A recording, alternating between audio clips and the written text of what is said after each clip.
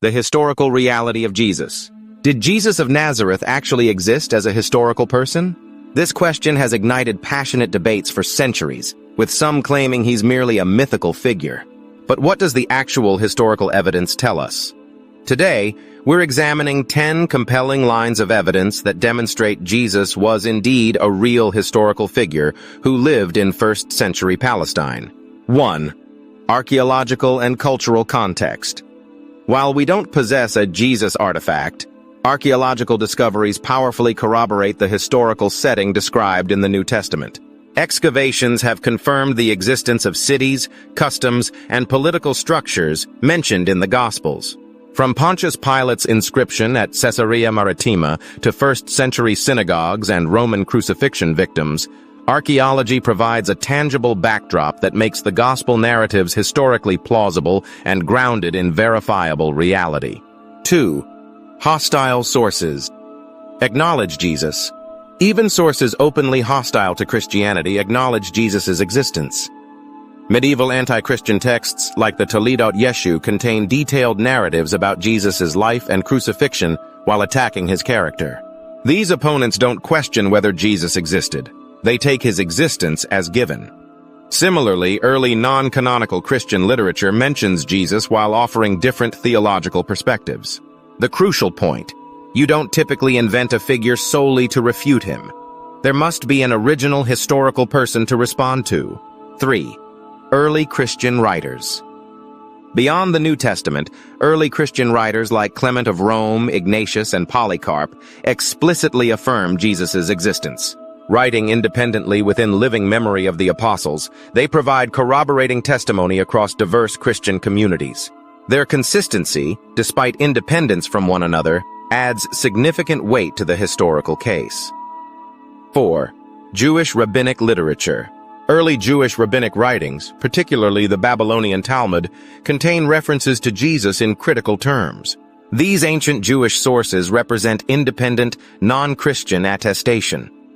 Jewish rabbis had every reason to deny Jesus' significance, yet they don't deny his existence. They acknowledge he was a known, controversial figure within first-century Judaism.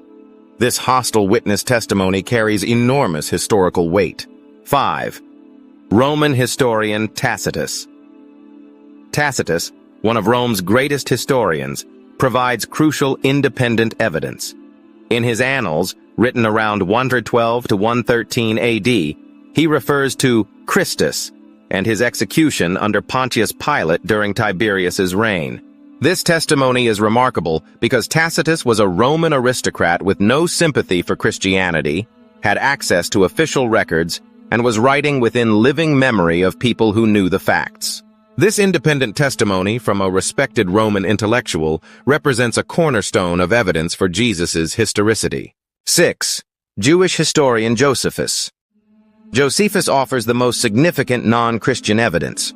Born around 37 AD, this Jewish historian was nearly contemporary with the events and had no Christian agenda. In his Antiquities, Josephus mentions Jesus in 2 passages. While the longer passage contains some Christian interpolations, scholarly consensus maintains that an authentic core confirms Jesus' existence, his crucifixion, and his followers' continuation. More importantly, Josephus indisputably mentions James, the brother of Jesus who was called Christ, in a passage showing no signs of tampering.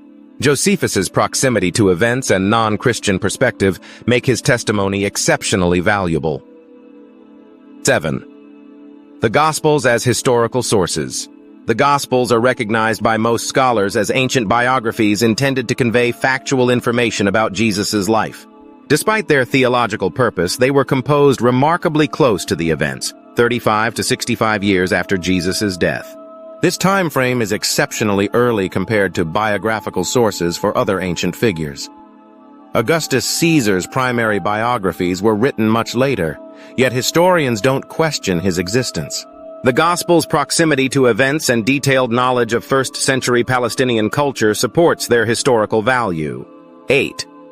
Pre-Pauline creeds and early traditions. Within Paul's letters, we find embedded early gospel traditions that predate the written Gospels. The most famous example is 1 Corinthians 15:3-7, where Paul recounts a creedal tradition about Jesus' death and resurrection appearances. Critical scholars date these traditions to within years, sometimes 1 to 2 years, after Jesus' crucifixion. This is unprecedented in ancient historical studies. Paul explicitly states he received these traditions from eyewitnesses like Peter and James. This exceptionally early evidence establishes foundational Christian beliefs and firmly grounds Jesus' historical reality in the immediate aftermath of events. 9. The Crucifixion. Historical certainty. Across the scholarly spectrum, including skeptical scholars, Jesus' death by Roman crucifixion is regarded as historically certain. This event is multiply attested by over a dozen independent sources, both Christian and non-Christian. The crucifixion strongly passes the criterion of embarrassment. A crucified Messiah was a stumbling block for Jewish expectations and an enormous problem for Christian missionary efforts, where crucifixion was viewed as shameful. Neither Jews nor Christians would have invented such embarrassing detail if it hadn't occurred. The undeniable fact of Jesus' execution under Pontius Pilate necessitates his prior existence. 10. The transformative experiences of the disciples. Perhaps the most compelling evidence is the radical transformation of Jesus' disciples. After his crucifixion, they went from fearful, despondent individuals to bold proclaimers willing to face persecution and martyrdom. This transformation is recognized as a bedrock historical fact by nearly universal scholarly consensus. What makes this particularly powerful is that it includes initial skeptics. James, Jesus' half-brother who apparently didn't believe during his lifetime, became a church leader after claiming to see the risen Jesus. Paul, a vehement persecutor of Christians, underwent complete transformation after what he described as an encounter with the risen Christ. These weren't predisposed believers. They were skeptics and opponents who claimed life-changing experiences. The disciples described multisensory encounters occurring to individuals and groups. Paul mentions an appearance to more than 500 brethren at one time. The widespread nature and lasting impact of these experiences defies simple explanations like mass hallucination. Conclusion. When we examine all this evidence together, the historical case for Jesus' existence becomes overwhelming.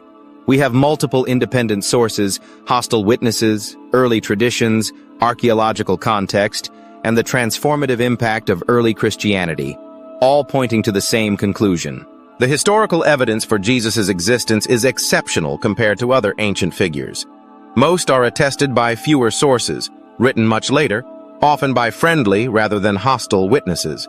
Some continue questioning Jesus' existence because they conflate his historical existence with miraculous claims about him. These are separate issues. One can acknowledge Jesus as historical while remaining skeptical about supernatural claims, or accept both his existence and divine nature. From a purely historical standpoint, the evidence is clear. Jesus of Nazareth was a real person who lived in first-century Palestine, gathered followers, was crucified under Pontius Pilate, and whose death sparked a movement that transformed the ancient world. Without this historical foundation, Christianity's emergence would remain utterly inexplicable.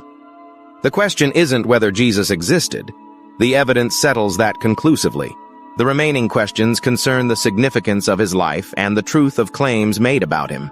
But today, we can confidently say that the historical Jesus is not merely a matter of faith, but a robust conclusion supported by compelling historical evidence.